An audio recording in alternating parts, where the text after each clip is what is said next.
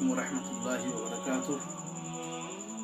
मोहतरम हज़रात, आज हम आपको गीबत के बारे में बताते हैं, जो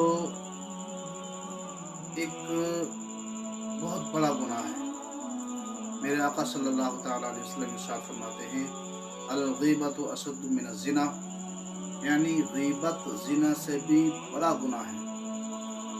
इसलिए कि अगर कोई इंसान बदकारी में मुब्तला होता है तो वह अल्लाह तबारक व तआला की बारगाह में अगर तौबा कर ले, अल्लाह तबारक व तआला का दरिया करम जोश में आए तो वो उसको माफ़ फरमा सकता है, वो उसको माफ़ फरमा देगा तौबा से। लेकिन गीबत ये एक ऐसा गुनाह है कि अगर किसी ने किसी की गीबत की है तो जब तक जिसकी गीबत की है वो माफ़ नहीं फरमाएगा, वो माफ़ नहीं करेगा, तब तक अल्लाह तबारक व तआला उसको माफ़ नहीं फरमाएगा।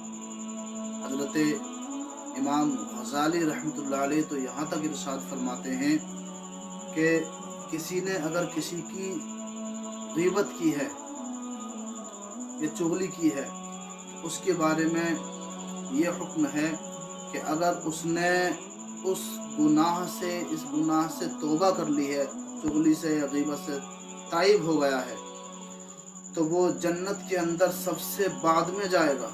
लेकिन अगर उसने गीबत से तौबा नहीं की है, उससे माफ़ी नहीं मांगी है, जिसकी गीबत की है उसको राज़ी नहीं किया है, तो वो जहन्नम में सबसे पहले जाएगा। हज़रात, ये एक ऐसा गुनाह है जो बहुत बड़ा गुनाह माना जाता है, लेकिन आज हमारे मुआशरे में देखा जाता है कि इसको कोई अहमियत नहीं, इसको कोई बड़ा नहीं समझते हैं। इसको यूँ समझते हैं, गीबत के बारे में बहुत सारे लोगों को मालूम ही नहीं है हमारे मुआशरे में कि ये गीबत है क्या। मैं आपको बताता हूँ गीबत की एक छोटी सी डेफिनेशन। हर वो बात जो किसी के अंदर पाई जाती हो, वो उसको अगर पसंद ना हो और फिर उस बात का जिक्र उसके पीठ के पीछे किया जाए तो वो गीबत है।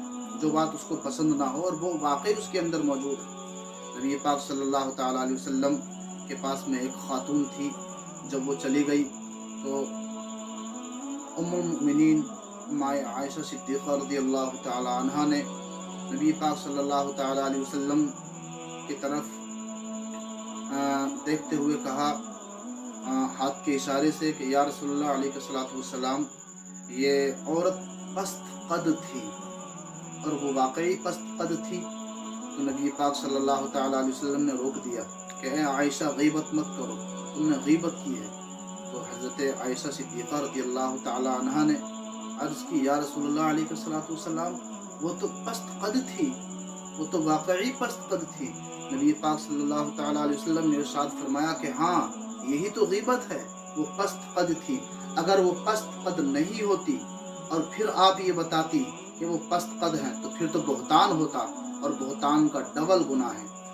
तो इससे आपने क्या समझा कि गीबत एक ऐसा गुनाह है कि जो इंसान के अंदर कोई ऐब, कोई ऐसी बात मौजूद हो और फिर वो पीठ के पीछे किसी और से जाकर बोलना, उसका जिक्र करना जो उसको नापसंद हो, ये गीबत है।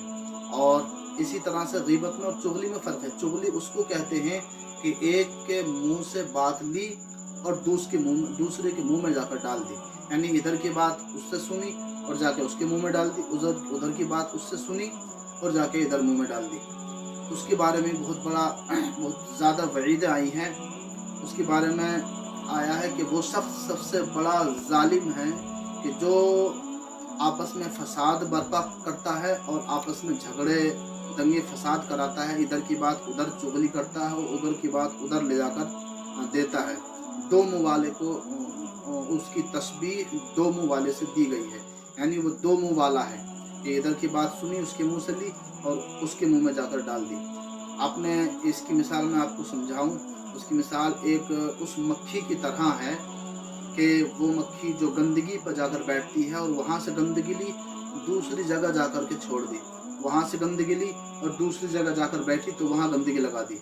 इसी तरह गीबत करने वाला है कि इधर की बात सुनी और उधर जाकर उधर लगा दी, उधर की सुनी उधर जाकर लगा दी। तो चुगली जो ख़ानदान को तबाह करती है। लेकिन एक वो मक्खी है जिसको जो शहद बनाती है, उसके बारे में आया कि वो कड़वा रस फूलों का निकालती है, لیکن اپنے چھتے تک جاتے جاتے نبی پاک صلی اللہ تعالیٰ علیہ وسلم پر درود شریف پڑھتی ہے، اور جب وہ درود شریف پڑھتی ہے تو وہ کڑوے رس کو بھی شہد میں تبدیل کر دیتی ہے، میٹھا بنا دیتی ہے۔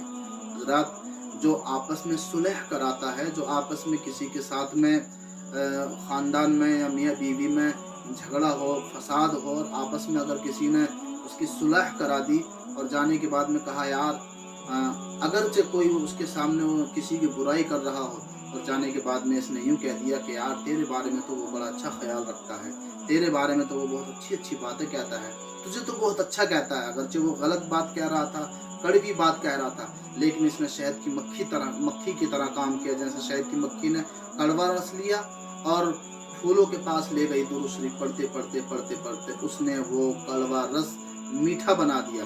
اسی طرح یہ شخص کہ اس نے کڑوی بات لی، لیکن اس شخص کے پاس آیا، آتے آتے اس نے اس بات کو میٹھا بنا دیا، اور اس نے اس کی تعریف کرنا شروع کر دی کہ تیری تو وہ بہت تعریف کر رہا ہے، تیرے بارے میں تو اس کے بڑے اچھے خیالات ہیں۔ اب وہ خوش ہوتا ہے، وہ کہتا ہے یار میرے بارے میں اس کا یہ گمان ہے، اس کا مطلب یہ ہوا کہ میں ہی غلطی پر تھا، جانے کے بعد میں اس کو میرا سلام کہہ دینا۔ کتنا اچھا اس نے کام کیا ہے، دو خاندانوں کے بیچ میں صلح کرا دی، میاں بیوی کے بیچ میں صلح کرا دی۔ لیکن وہ شخص جو چغلی کرتا ہے، اس کے بارے میں حدیث مبارکہ میں آتا ہے کہ چغل خور کی بخشش نہیں ہوگی، جو ادھر کی ادھر لگاتا ہے، ادھر کی ادھر لگاتا ہے۔ حضرات، یہ ایک ایسا گناہ ہے معاشرے میں کہ جس کو ہم کچھ بھی نہیں سمجھتے ہیں کہ یہ کوئی گناہ نہیں، جبکہ یہ بہت بڑا گناہ ہے، اور آئے دن اس گناہ میں ہمارے نوجوان، ہمارے گھر کے اندر عورتیں، خواتین، بچے، بزرگ، سب تمام لوگ 99% اس گناہ میں مبتلا ہوتے ہوئے جا رہے ہیں۔ اللہ تبارک و تعالی ہم تمام کو اس گناہ سے توبہ کرنے کی توفیق عطا فرمائے، ہم تمام کو صراط مستقیم پر گامزن رہنے کی توفیق عطا فرمائے۔ آپ تمام حضرات بھی اس گناہ سے توبہ کیجئے، اور اگر کسی کی غیبت کی ہو تو آپ حضرات اس سے معافی مانگیے، اور آئندہ نہ گناہ کرنے کے، اور آئندہ کسی کی غیبت نہ کرنے کی توبہ کیجئے کہ آئندہ میں ایسا کوئی بھی گناہ نہیں کروں گا، ایسی کوئی بھی بات نہیں کروں گا کہ جس سے میرے بھائی کا دل دکھے گا، جس سے میرے بھائی کا دل بہت زیادہ غمگین ہوگا۔ ایسی بات میں کبھی بھی آج کے بعد نہیں کروں گا۔ اگر اللہ تبارک و تعالیٰ کو آپ کی یہ توبہ پسند آ گئی، اللہ تبارک و تعالیٰ نے آپ کی توبہ قبول فرما دی، تو آپ کی دنیا میں بھی آپ کا بیڑا پار ہے، اور انشاءاللہ آخرت میں بھی آپ کا بیڑا پار ہو جائے گا۔ اللہ تبارک و تعالیٰ ہم سب کو صراط مستقیم پر گامزن رہنے کی توفیق عطا فرمائے، آمین۔ وآخر دعوانا الحمد للہ رب العالمین۔ السلام علیکم ورحمۃ اللہ۔